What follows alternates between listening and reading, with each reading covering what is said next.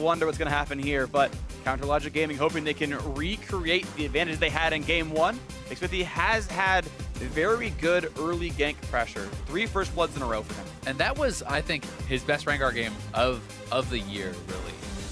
He has not had the most explosive Rengar game last game, but still, he was very solid. He pressured extremely well, not only getting the kills for Darshan, but zoning impact off of a lot of minions, so losing that golden experience really was critical in putting Darshan in the position that he needed to be in. Definitely agree, and so we are here through the rest of the bans with a lot of the normal stuff off the table. Rise this time around actually added to the ban list. He was untouched in the previous game.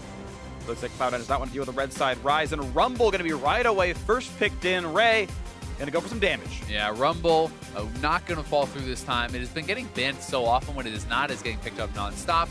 Seraph notably played it 3 times in a row, just recently this weekend. And Rumble has a lot of great matchups. That said, there are some tough ones for him. CLG has already taken Camille off the board, though, and that is something that a lot of people like to play in a Rumble in the meta.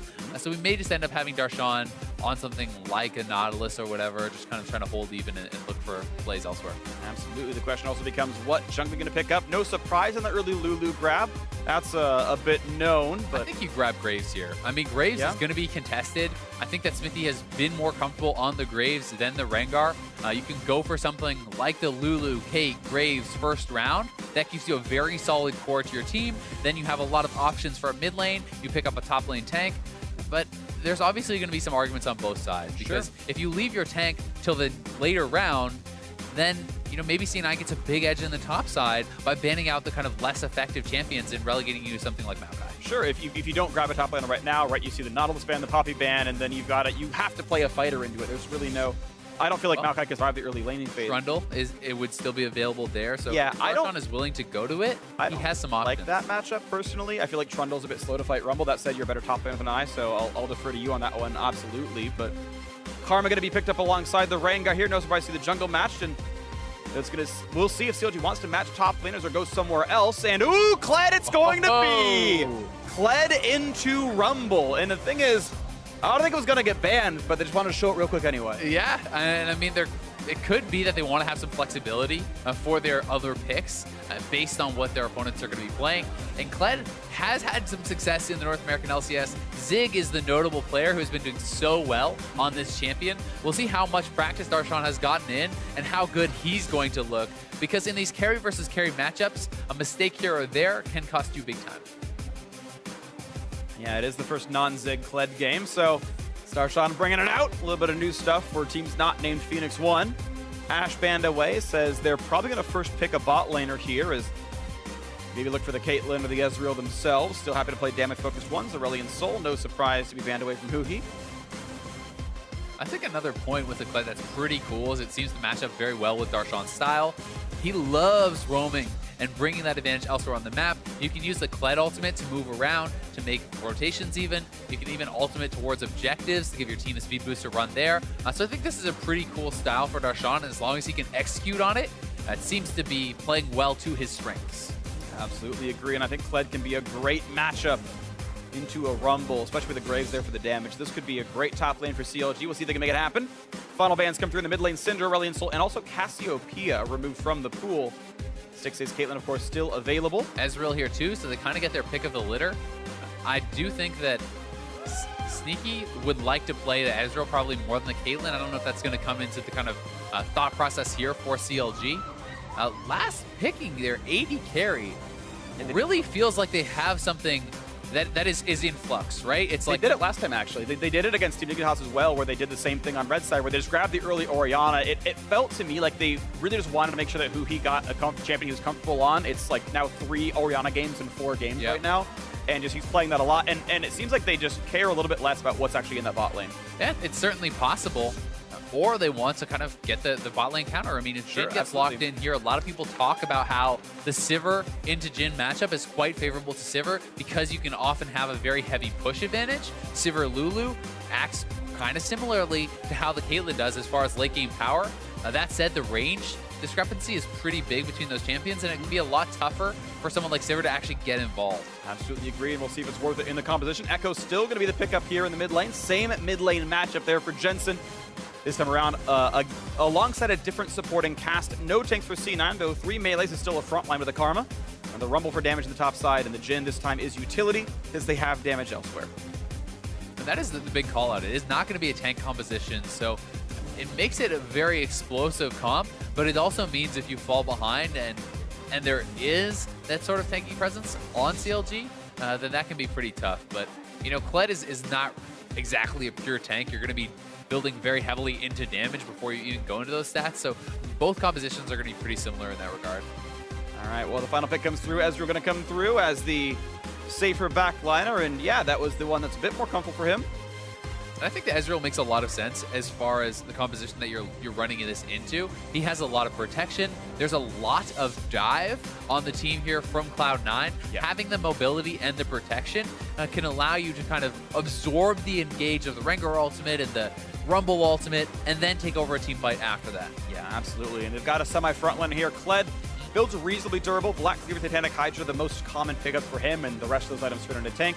You've still got the Orianna and Lulu in the lineup, so I feel like CLG is a bit more durable on the front side, but that's debatable based on how the Rengar builds. Either way, Champ Select is done, and I am just excited for the top lane matchup above all else. It's the first Kled in North America that wasn't piloted by Zig, and it's into Ray filling in for Cloud9 on the Rumble. Volatile top lane, and Xmithie has gotten so many kills top lane by ganking, I feel like he might do it again. He's been effective so far with this. I certainly expect him to look up there, but that should mean that Contracts knows where Xmithie might want to go and be able to prep around that with wards for your opponent or counter ganks. We'll see if he can pull that off. Absolutely agree. Top and jungle going to be very important places to watch right now as Cloud9 and Counter Logic Gaming gear up to head onto the Rift. CLG managed to win game 1, and it was a well-played game at that. A nail-biting back-and-forth game with some great macro plays, some mistakes as well, some shot calls. Very highs and lows. Some highs and lows, but now it is time to hit the Rift for game 2. Let's go, Cloud9 taking on Counter Logic Gaming. All right, so as we go in, we'll see if CLG is actually going to look for any of their pre-planned level 1s that they are kind of known for. It's certainly not something that they execute for every time. Yeah. And it looks like they are just kind of spreading out for a line of scrimmage. You see the early Bloodthunder pickup for Ray, knows how scary this matchup could be. Yeah, very defensive early item purchases. This allows you not only to have that extra durability, but the sustain is actually massive. You have 4 potions here. So in a shorter laning period, you'll have much more regen than you would even with something like a Doran's. 30 seconds until Nice tunes from Jensen. You're rocking out. Were they? I think so. Okay. He does better than I can, so anyone who's better than I don't me, know. I'd I've say seen you is- dancing, freak. Yeah. You've got some moves. I do. They're moves. I don't know if they're good moves. I don't know As I if said, anyone's proud you've of got me. some moves. Yeah, I've got some. Apollo actually complimented me yesterday. He was in the studios. We were like getting Well, ready. he is the nicest pro. Well, Anything exactly. else He will lie to my face and tell me compliments. I appreciated that. But yeah, we are here ready to go. And I am excited about how this game plays out. The top jungle matchup, super interesting. CLG playing, punching above their weight right here, taking on the #1 team in North America right now, Cloud9, and actually winning game 1. Super exciting as well. Thunderlord's on Afromu, so a Yeah. little bit of a change towards a lane-focused style there.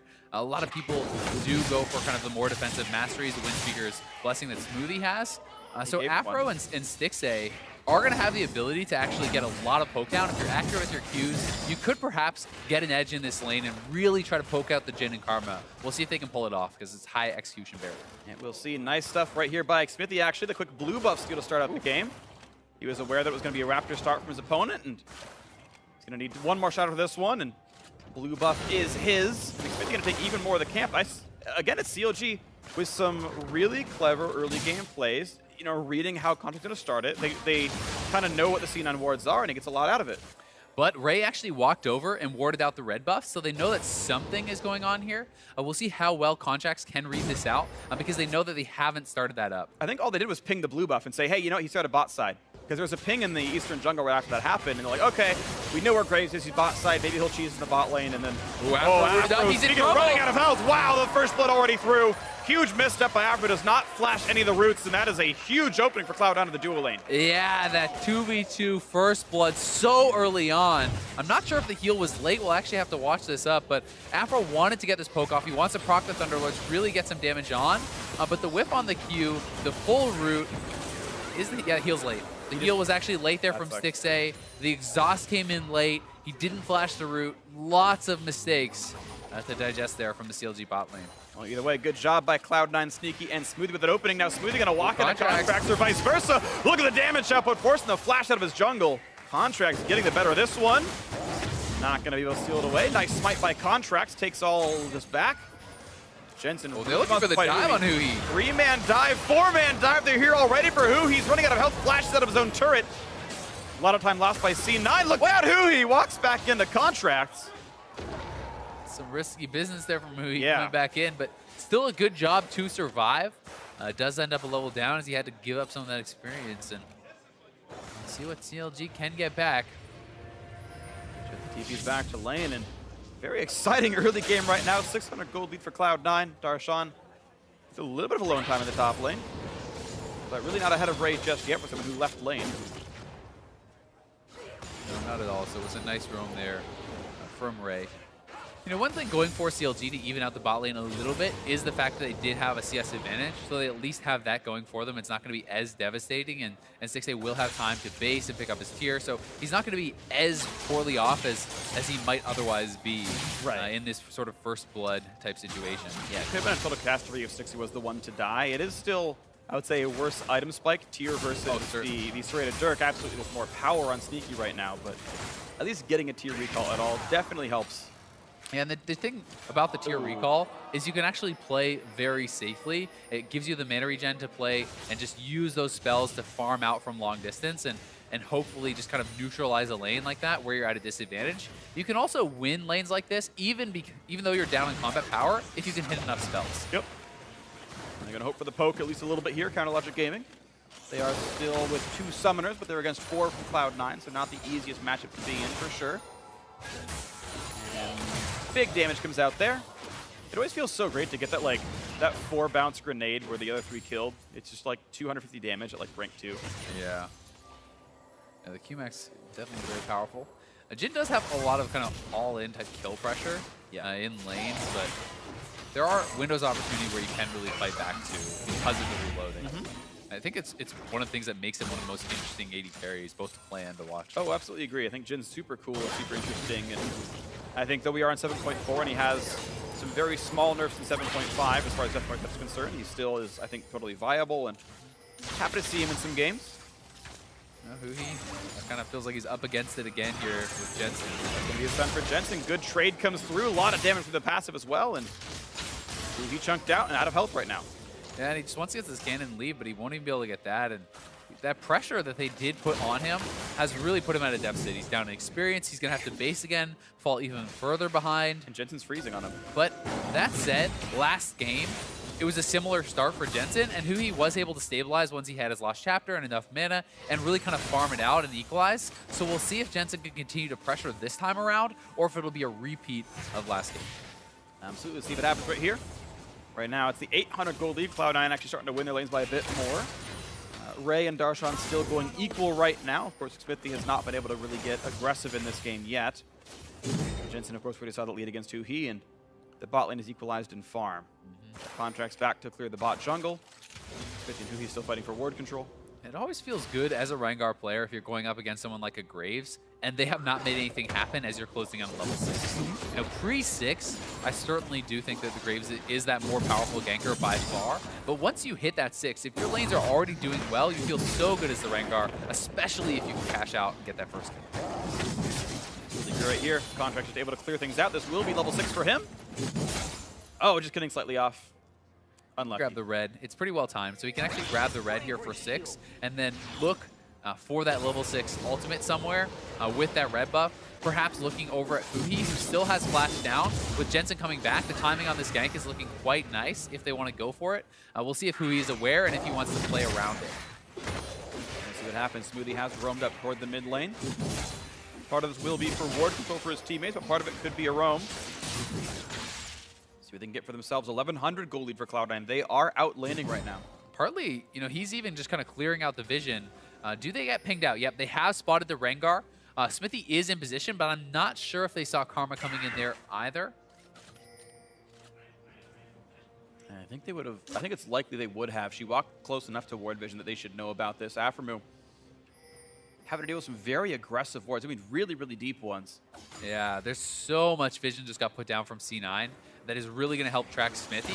But Smithy is already on the other side of the map, kind of anticipating this as they saw the Rengar moving in, and he's just going to go right back to that respawning blue buff. So this is quite nice from Smithy, but if he does get spotted out up here, then a play for Rengar on the bot side can look pretty easy, whether it's Dragon or going for a gank. We'll see if he looks at the top side. He was definitely in position. There's like a lot of ward coverage as well, but Darshan doesn't want to pull the all-in. Smithy wants to keep clearing his jungle. That was, I really feel like, a situation where they could have gone for like a heavy trade and looked for damage onto Ray. I mean, maybe they forced the Jensen TP, who knows, but we won't pull the trigger. And Ray just going to clear away the ward control for now. Top lane still pretty close to equal. Ray building very defensively. Early Ninja Tabby, and of course with the top and jungle being both physical damage, that makes a lot of sense. Got a 6A, and otherwise a holding pattern in this game. The junglers have done a really nice job of poaching each other's jungle and making some really nice plays, very smart ones. And I think the call out that the fact that it's Graves and Kled, both physical damage, is pretty intelligent, because you can go tabbies into a Seekers, and that is so ridiculously efficient. Yeah. Because it's not just your laner, but it's the guy who can come and help that laner, who is going to be dealing physical damage. Smithy making the best of a bad situation. He knew he was getting attacked in the jungle. Goes for the Q, ult, and smite, and I think he really had to do that, so smart for him to do so. Contracted ulted to help with the blue steal, not going to happen. And that is pretty critical, because he doesn't even have any CDR at this point, so getting that first ultimate down and not being able to get a kill from it feels usually pretty bad as that Rengar, but Sneaky and Smoothie looking to push up here. Good shoot by Styx. They apparently didn't want to burn the E right there. A nice root on Aframu. The Q as well. He's got to run out of health. Ultimate available. And they've got to block these shots. Aframu just barely lining up against it. Yeah, try to sneak it around the side. Not going to curve that one. Darshan running out of HP. A great equalizer is going to burn down. And uh-oh, poor Skarl runs away for the hills. Rengar is up here, doesn't have his ultimate, but they still have to show respect to the fact that he could get in. Look at the CS now in the mid lane. Hui's getting bullied so much and has not been able to get to that point where he can stabilize. Hasn't actually had a time to base and pick up the lost chapter and get that mana regen, and so he can actually continue to spam out the waves and equalize this. Yeah. He's actually kind of in quite a bit of danger here. Definitely agree. Both mid lane sitting on 1,200 gold in pocket. Hui, with the double Doran's ring, just barely clinging on to his farm. And he's going to clear away what he can. Stixie, of course, very low, and they've got to respect some of his damage output. That fourth shot would almost kill Stixie from his current health bar position. Look at Kled coming in. They're going to use the ultimate from Darshan. They're trying to bait them in. Here it goes. Slow, exhausted, a Sneaky. He's going to find Smoothie, who's going to face tank it. Then he's going to try to flash out, knock up by Lulu. Double TP coming in from C9. And here comes the flank. Can they make it happen? A big bouncing grenade. Looks for the root. Got to flash away as a support. And here's the damage out towards Darshan. Not going to find it. CLG pull out the two teleports and honestly survive the encounter. However, it's C9 first turret. Exactly. Taking first turret gold for this one. Overall play is going to benefit Cloud9. A bit of free time for Hui in mid, but that is a big surge of gold for the blue team. Yeah, and Hui was actually spending a lot of that time trying to back and then decided to cancel it. So this is not even a hard shove. They won't lose hardly anything mid lane as Jensen's already on the way back. C9 execute the double TP, defend the play, and get first turret. Nicely done, Cloud9, turning it all around. A nice attempt by Counterlogic Gaming, and we'll see if they can use this TP advantage. It's unlikely, but you never know. No Drake was taken, so maybe that becomes a play later on.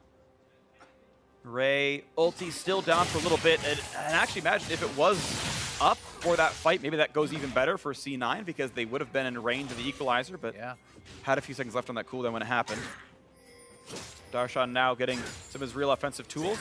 Maybe gets a push happening. Yeah, and Ray is actually down here around the mid lane. It looks like they want to rotate their bot lane up top. We'll see if Darshan knows that something is coming here. Has been able to push in the wave and get out of there, though. Yeah, it's not going to stay too long on this one, so they'll stay afloat. Yeah, C9's going to start to try to pressure the other sides, though. And you cannot allow them as CLG to move around the map and just pick up all these outer turrets. So they have to make a response. The Dragon is a good one to start, but they do need someone up there to either help Darshan or to move Darshan bot and their bot lane top to try to actually hold on to these turrets. Yeah, I think CLG should be able to trade top outer for bot outer and still get this break for free. It just depends if they can play something aggressively in time. They're not even pushing, though, so they're not going to be able to do that. The play then has to be trying to force around mid. I mean, Darshan, there's 3 men up here.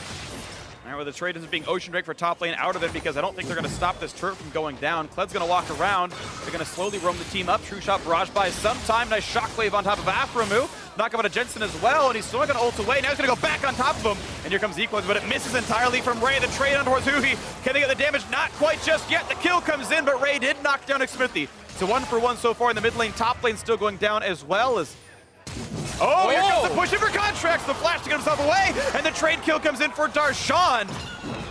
And oh, watch out. They got to get rooted up here, and it is still that 1 kill picked up. Actually, advantage CLG. They outplay the encounter. Top lane turret going to go down. Risky business there from Contracts. Goes in for the play. But they're able to dodge out of that Jhin ultimate. C9 may still be able to push down this turret, as everyone was low from CLG and had to back off. Oh, they're actually expending the teleport. That's actually a very smart teleport in this situation because it stops the minions from moving forward towards the turret. If you TP on the turret there, they could have possibly just finished it off. And now this play back in the mid lane, very close. I mean, Jensen, you can see how strong he is at this point in the game, battling up pretty evenly against 2 players. Now Darshan battling against... What?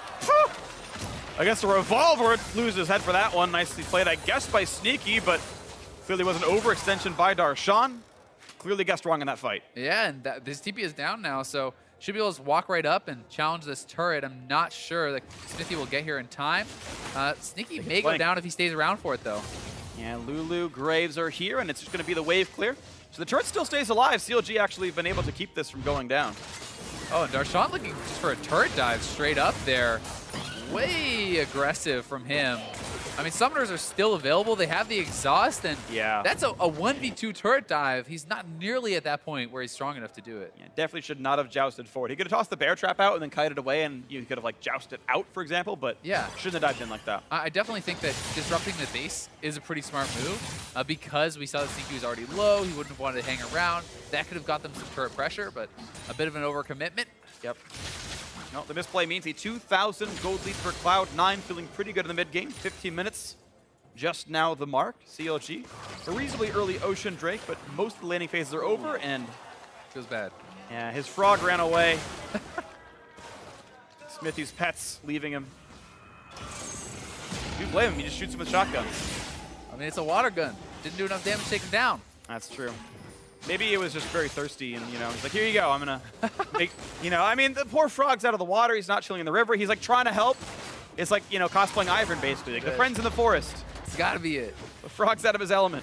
Either way, fighting the bot lane. Down. Ray running out of health, one more shot will do it, Smithy can't get in, Afro's gonna flash for the E, or the auto attack, couldn't tell which, maybe both. Either way, the kill comes through in the bot lane. CLG should be taking bot lane outer as well, there it is. There's a lot of pressure already on the top side, though. Huhi looking to get dove. Pressure on mid as well. Huhi Shockwave not going to be almost anything. Kill comes to C9. Nicely played by Jensen. And Contracts battle all over the map. Darshan just wave clearing. Top lane outer almost dead. Still a 2,000 gold game. Yeah, and the mid lane pressure is going to be continuing here for C9. They're pushing on multiple sides. Slowly kind of trying to work down these turrets, pick up some more gold for themselves. And here is Ray just really not showing enough respect to CLG. As when your team is all top side, this is no longer somewhere that you can be. You can't actually come up and farm those minions. You may have just wanted to equalize out the wave, but even still, if you do that too late, you can get taken down. All right, well, rough stuff right there. Yeah, Ray didn't quite realize it all, and CLG able to equalize some of these plays overall. 1 turret lead for Cloud9, not the worst. Sneaky, of course, still going for lethality, and as Azale points out, Duskblade of Drakthar picked up. A bit of a shift there. Instead of the Edge of Night, mostly people would go for normally second. Yeah, it's so, you're right, Edge of Night is, you know, normally more common. This is 7.4 with the hot fix, so it's the cooldown and AD nerf on the the Edge of Night, and I think just the ward sweeping on the Duskblade passive is actually super underrated and is really powerful. It's definitely very powerful, and Sneaky has actually been one of the guys to talk about how he feels like Edge Knight is not a guaranteed second buy anymore. He thinks it's more situational because it is so much more difficult to use. You can't just pop it on every single wave and have that additional safety. And now Ray with a nice little move here trying to zone Huhi off of that creep wave, but he will be able to get in. Able to grab most of the farm, not too much damage dealt to the turret. And so far, the top lane 1v1, such as it has been, has remained pretty equal. Ray and Darshan both actually have only died to the opposing duo lanes, and otherwise are equal. We'll see if the flip push means much later on. And Darshan actually going straight Titanic, not for the Black Cleaver, but dive, looking to be set up here in the mid lane. Rengar ulting in from the side. We're losing a lot of HP under 200. Contract's right, not going to find these kills just yet. Vital's coming in. Down here comes Darshan, wants to fight. Shockwave! Shockwave on it too. That's a big battle for CLG. Jumping in towards Ray, plenty of damage to deal here, and the kill comes through. Rotting on top of his trusty Lizard. Darshan takes him out. Kled makes it happen. Mid lane turret going to be traded back. C9 get the attacks through. CLG want to keep fighting. They have the numbers advantage here. We'll see if they can pull it off. Jensen is strong. Looking for it right now. Darshan very low, down to about 1,000 HP. Jensen pushed out a bit. Looks like CLG just going to kite right now. No more kills to come through on this one. Maybe I take that back. Whimsy is on. Stixie takes some damage. Poke back and forth, and it's a kill for a turret, and it still ends up with C9 sitting up 2,000 gold. And C9 Oh! roll around Dragon. That was close. Both teams trying to contest here. CLG still does have the numbers advantage, and Contracts is low. And they have an Ocean Drake, so sitting around like this playing Poke Wars actually does benefit CLG a little bit. Contracts will not regen nearly as much as Smithy will, but a couple recalls did come through, and Ray and Jensen have teleport, so they are ready to reset on the map. They certainly are, and Jensen's actually waiting in base here. Perhaps looking for that TP Flash play. chase. Nope. He's gonna burn Sneaky's flash Darshan's though. in trouble. He doesn't quite get rid of. Good dodge there by him, and Contracts pushed around, but again, still low on this Rengar means he probably can't contest. And Smithy looking to start up the Dragon here. CLG may be looking to force. Darshan backing off, does have his TP available. Contracts could look for the steal, but it likely would be suicidal. And he's gonna ult for it. TP's gonna come in from Darshan, not from Ray, so no contest here. And they do burn Darshan's teleport, but Ray's pushing in top lane tier 2, and it's gonna go down. Yeah, that tier 2 is going to go down. CLG is going to have to hightail it back up there. Pick this up. C9 has really been kind of getting a lot of the gold advantages in these trades, but we'll see how much this double Ocean is going to end up being worth for CLG later on. As like you talked about, if you play a skirmish-heavy style and then you hang around, those Oceans kick in, and it can be pretty impactful. Definitely can be. We'll see what happens here. The turret actually didn't die. Ray Oh, wow, he finished actually didn't it. finish it off. Okay, well, Ray had to kite back from the danger, but it's like a 200 HP turret right now. And that's kind of unfortunate. C9 have had several very low health turrets just sitting on the map, not quite turning into gold. And A very tight game. it really is. These two teams have actually seemed quite evenly matched today. And Darshan has looked pretty solid on the Kled. I mean, you can see the power of the ultimate moving around the map, being able to join in on these team fights, as he likes to do, because Darshan is a player who has a huge tendency to kind of cheat towards these team fights. Even if he is in his side lane advantage, he loves to constantly start moving towards his team over and over, threatening the collapse. And Kled makes that threat so much more real. Absolutely agree, and it's one of the nice things you can do if you have a push lead somewhat in this lane, right? Early Titanic Hydra, of course, is wave clear, and it's okay, I push the wave first. If I go halfway down the river, I'm in ult range. I can catch somebody out.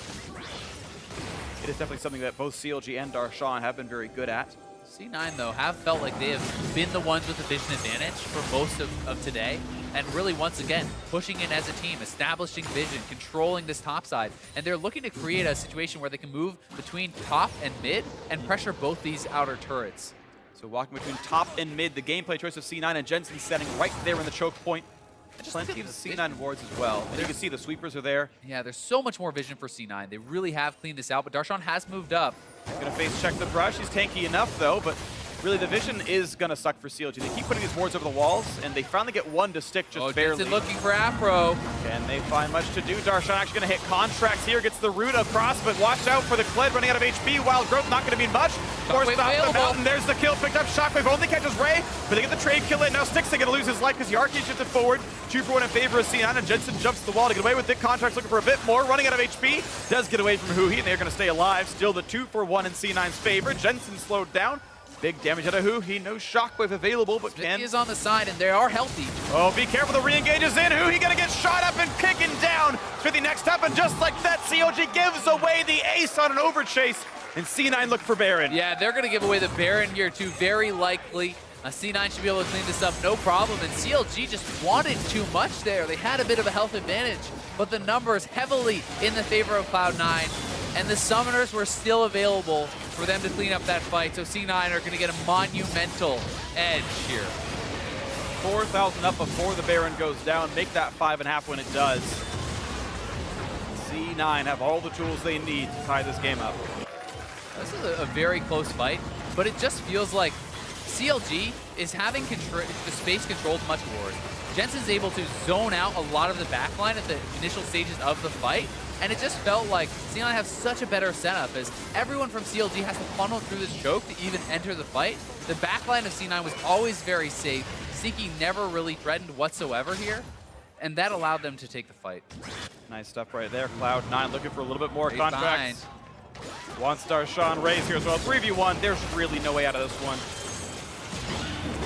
Scarl goes and runs for the hills. He's a coward. I forget, actually. Either way, Kled goes down. Darshan deprecates to 2 and 3 in this game. CLG, of course, losing by quite a bit in kills and gold. And Smoothie able to 1v3 onto the turret. No push for CLG.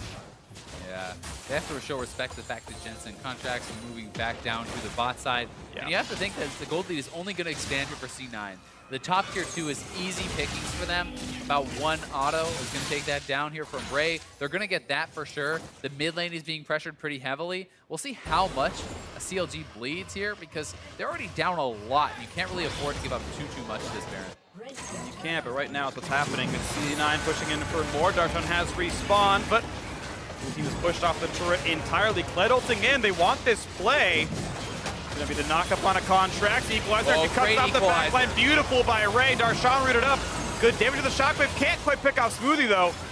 And now into the front they go. Darshan chunked dangerously low. Jensen gonna be able to jump away nicely, and it is the clean enough turret take. Smithy not able to find much, and that's gonna be 5-1 in turrets. Yeah, Smithy was never even there, and despite a great shockwave from Huhi, he's still just sitting on 1 completed item. He doesn't have a lot of power behind that, and as a result, they're not able to really clean up any kills because Ray had a fantastic equalizer. That I think was so big for C9, keeping CLG's backline out. Definitely agree. Beautifully aimed, and that's all good stuff here. Cloud9 just still in the driver's seat, and this one feels like a very large lead, and one that it'll be very difficult for CLG to get through. Darshan definitely wants to pick up that top outer turret. It's extremely low, and that it would be some way to combat this gold lead a little bit. And CLG do have the dragons in their favor, but it's not a lot of power under their belt because it is the ocean. This is not like, ooh, double infernal kind of evening out the combat stats. So the push is going to continue then. Right, it's not really going to be close in combat stats right here. C9 going to continue to have their way with this game unless CLG can find the miracle engage. Shockwave and a true shot barrage is going to be about 1,000 magic damage all at once. It can break things apart. C9's comp is somewhat squishy, especially Smoothie can't quite land the inspired shield properly. And Darshan is getting a lot of alone time here. No one has been sent back just yet for C9, so he may just be able to force down another turret. C9 are looking to trade and then perhaps go even towards that inhibitor. But I think CLG is happy with the turret trade here because if you are at a deficit, it's still closing the gap percentage-wise. Right, absolutely. It's the best CLG's going to get. For the dive, though. Regardless, dive onto Huhi. Lots of damage. The shock's going to come through, and he's going to die. Deathfire touch. I do believe it's close, but stays alive. Either way, 1 kill has come through onto Aframu. 1-0 to C9. That Graves ulti just about taking out Ray and Jensen there, but they can't knock him down. Oh, 6A gets in there, gets the kill picked up, dodges away from Deadly Flourish, and look at that, a 1-for-1. Inhibitor turret, I believe, did die anyway. No, sorry, I take it back. I was wrong about that. But of course, the tier 2s were traded, and hey, a 1-for-1 in kills is better than CLG could hope for. And they are still down quite a lot here. C9 has a very powerful composition. This should be their dragon, but CLG want to move out on the map and see if they can contest because Contracts was so low. We'll see if they can pull anything off here. They're playing the Cloud Drake, not going to go through to Smithy. Nice crit comes through for Sneaky, and that's secured, and the Cloud Drake is in for Cloud9. Watch that fight again. Yeah, and the Equalizer, a good start onto Huhi, but Afro sacrificing himself, flashes in front, takes the damage, and does go down to keep Huhi alive. That was pretty critical here. The ultimate from Smithy across the backline was able to soften them up, and 6A seeing an opportunity does go in, taking down Jensen. Nicely done by him, but still high risk, high reward play there, because if he goes down, they may just lose an inhibitor. Sure. But if you're down 7,000 gold, you've got to make some kind of risk because you're going to lose the game without getting a big play. And so, and one of the things to keep in mind is, despite a massive gold lead and a big advantage for C9, they still have a very powerful team fighting composition. Ezreal is a champion that can take over a team fight, especially with this much support in the Lulu and that Orianna. So C9 want to keep pushing, want to keep pressing their advantage, because if you let 6A stabilize and get to a very strong point, he could kind of get to that 1v9 state with the kind of support he has.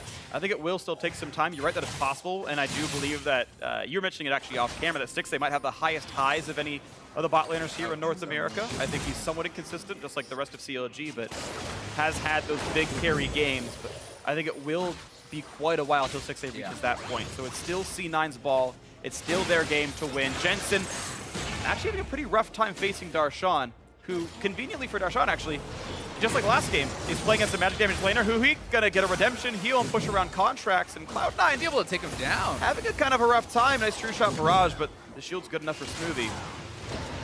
I think that point for Stixxay is really once he completes his Blade of the Rune King and then some sort of magic for this item, where you become much harder to dive from Ray and Jensen. The equalizer isn't effective.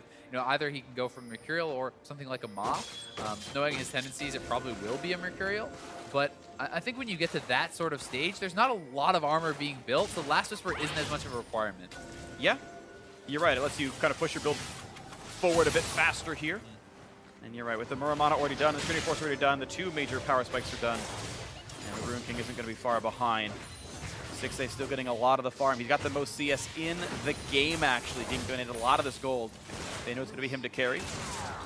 Who he's built a little bit defensive, to be honest. Merc Treads and the Abyssal Scepter. Of course, he wants to survive Jensen in the 1v1, but it does lower his burst damage. He's built so defensively. Certainly does. And C9 moving in again to take control of Vision in CLG's jungle. CLG has a good layering of defensive wards, and they are trying their best to contest it. You need to be able to control that area so that you can move forward and check on the Baron, because that is going to be C9's next objective. We'll see if Darshan can get a sort of side lane advantage. If he could take down Rumble, that would be massive as far as stopping C9 for going for this Baron. Big deal. We'll see if it can happen right now. The push is onto Xmithy, who's running out of health pretty rapidly. The nice root from contracts, and Xmithy down below 1,000, gonna have a harder time with this Baron attempt. 6,500 gold lead. That's a lot of items in the pockets of Cloud9 right now. Most of that has been spent. There's a few with 1K plus Ray in their is pockets. pretty separated here, and CLG knows he's there. They're gonna look for him. Here comes Kled for the dive. They're gonna find Ray. The zone is gonna buy a bit of time, and Stixxay just runs out of health, sniped out, and they can't kill off Ray. The exhaust buys all the time they need. This is gonna be a slaughter right now. Cloud9 have already found 2. They're gonna find the Guardian Angel. They're gonna find 3. All the maps they could hope for. There's the kill picked off. 3 for 0. Not even a problem. Ray with the correct zone. Is Jensen on the chase. He's going to look for it here onto Xmithy. Looks for the play. Can't jump across. Nice smoke screen. And Jensen outplaying himself. Has to ult back into turret range and kite away. But it's still going to be enough for Cloud9 to push into the base. That shouldn't be a problem. They will get the inhibitor. Yeah, I think that's the straw that broke the camel's back. It looked like Sneaky must have landed the root on Stixxay in that equalizer, and that is what took him down. And C9 can knock down the inhibitor, go right over to Baron, and there's almost nothing CLG can do. And not really at all. Still plenty of time in the respawns. They're going to look for that Baron in a second. So let's see if that's what it was. I do think that Stixxay got rooted here by Sneaky. Yep, right in the equalizer. So despite all the shields, he gets taken down, burning down through that, and that was such a game-changing route from Sneaky. If Ray is the one to die there and Stixxay survives, this fight can look so different.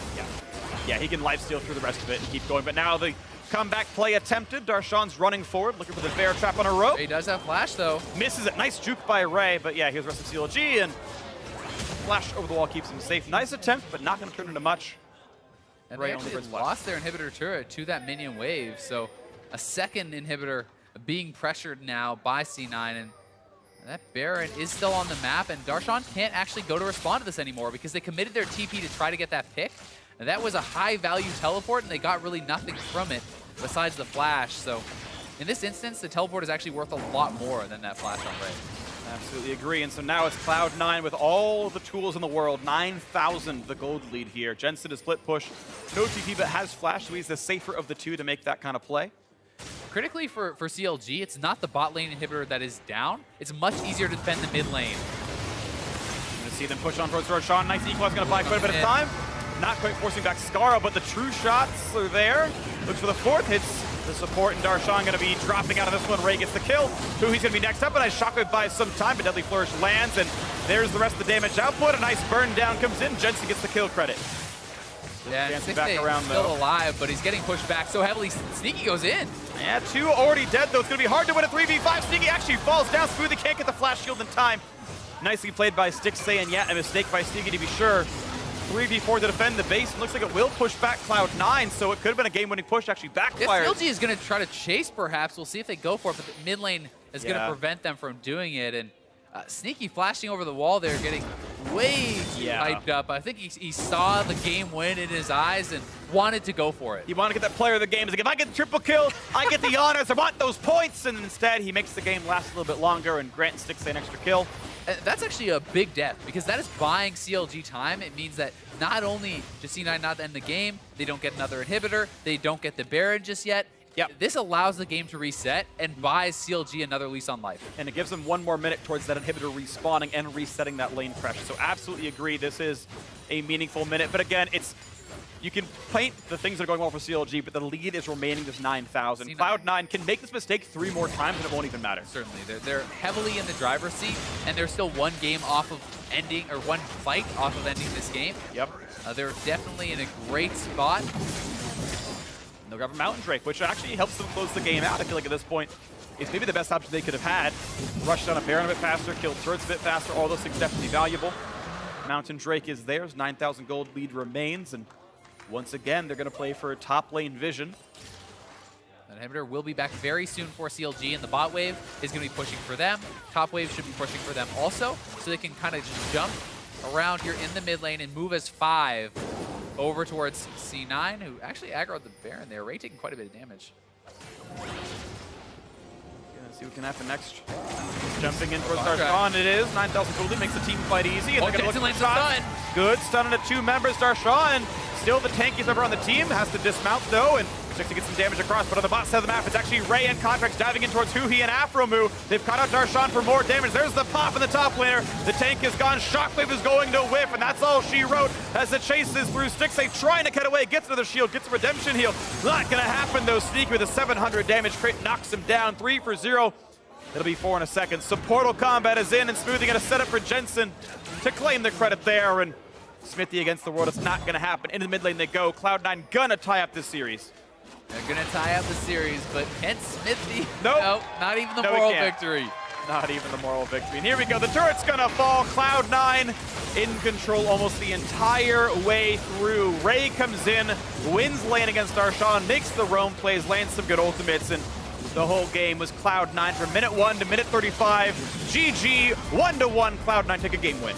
Cloud9 looking really on form in this one. And CLG just could never really get the right team fight. It always felt like they were a step behind, with C9 nailing so many good Jhin ultimates, plus the equalizer. The amount of disruption they created in those fights was always able to split up CLG, and it was kind of divide and conquer from there.